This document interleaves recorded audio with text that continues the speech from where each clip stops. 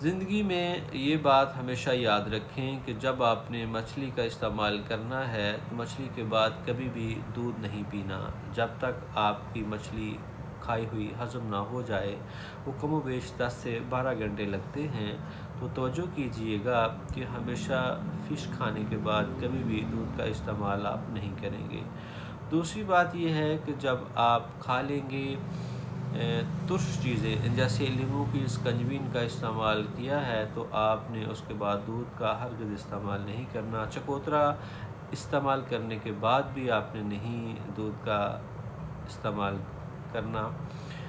مالٹا یا کنو سنگترا بھی کھانے کے بعد آپ دودھ نہیں پئیں گے، اس سے آپ کے معدے کے اندر ڈسٹربن ہو جائے گی اور آپ بیمار پڑ جائیں گے۔ ستو جو کہ پنجاب کے اندر بڑا روایتی مشروب ہے، گرمیوں میں کثرت سے استعمال کیا جاتا ہے اور یہ ٹھنڈا بھی ہوتا ہے کیونکہ اس کے اندر پوٹاشیم کی مقدار بہت زیادہ ہوتی ہے اور ہائی بلڈ پریشر کے مریضوں کے لیے تو بہت ہی سوٹیبل ہے۔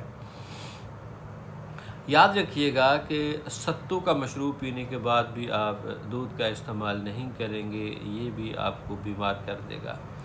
اس کے بعد آپ نے انگور کھانا ہے، انگور کا موسم آنے والا ہے۔ انگور کھانے کے بعد آپ ہرن کا گوشت کبھی بھی استعمال نہیں کریں گے۔